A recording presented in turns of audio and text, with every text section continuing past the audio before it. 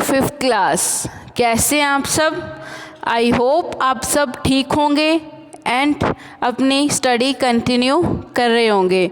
तो देखिए आज हमारा जो नेक्स्ट एक्सरसाइज है उसे कंप्लीट करते हैं। तो देखो फर्स्ट क्वेश्चन में क्या है, हमारी नेक्स्ट एक्सरसाइज के फर्स्ट क्वेश्चन है 7। इस एक्सरसाइज में हम क्या करेंगे, फैक्टर्स निकालेंगे। फैक्टर्स क्या मतलब होता है, फैक्टर्स निकालना, यानी कि ये जो 7 है ये किस किस की टेबल में जा सकता है। तो 7 एक तो 1 की टेबल पे जाता है और 7 खुद की टेबल पर। क्लियर हुआ? नेक्स्ट देखो 9 किस किस पे जाता है। देखो 1 पे तो जाएगा ही, 3 पे भी जाता है, 3 × 3 9, और 9 खुद पे भी जाता है।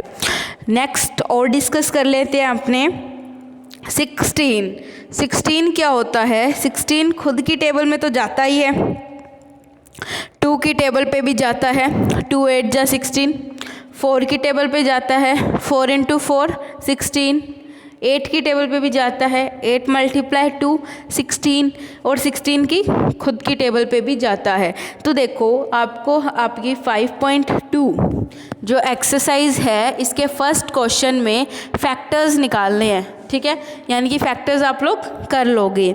अब नेक्स्ट क्वेश्चन देखो क्या है, सेकंड पार्ट का फर्स्ट 8 और 12, इनके क्या करना है कि 8 और 12 दोनों के फैक्टर्स निकालने हैं। मतलब पहले आप निकाल लोगे 8 किस किस की टेबल पे जाता है, 1 की, 2 की, 4 की और खुद 8 की।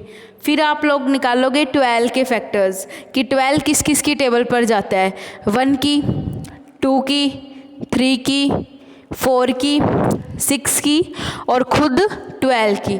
फिर इन दोनों में से कॉमन आप निकाल लोगे। फॉर एग्ज़ाम्पल जैसे 1 8 में भी जाता है, यानी कि 8 और 12 दोनों 1 1 पे जाता है, तो अपने ने 1 लिख लिया। अब 8 और 12 दोनों ही 2 की टेबल पे जाते हैं, इसलिए अपने ने 2 भी नोट कर लिया। नेक्स्ट है 4 देखो, अब जो 4 है वो भी क्या है, 4 की टेबल में 8 भी जाता है और 12 भी। तो समझ आए ये क्वेश्चन अपने को कैसे करने हैं, ठीक है। तो आप इन सबको, ये जो सेकंड पार्ट है इसे ऐसे ही करना है। सेकंड पार्ट का एक और क्वेश्चन मैं आपको करवा देती हूँ, 10 और 20।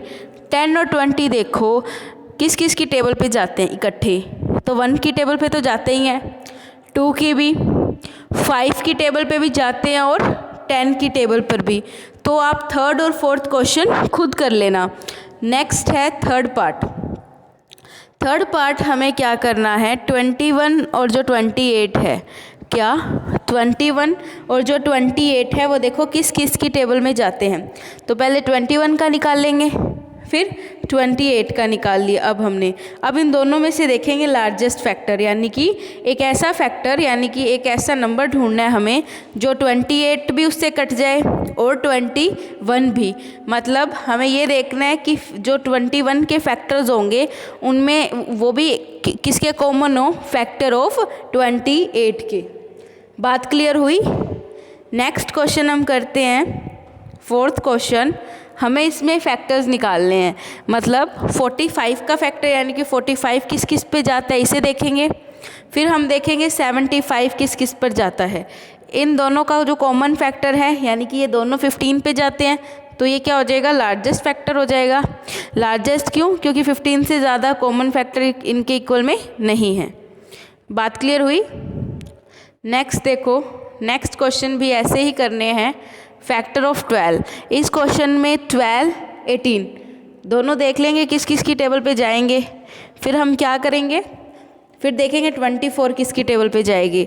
अब तीनों का जो कॉमन, यानी कि 12 भी उस नंबर से डिवाइड हो, 18 भी हो और 24 भी हो।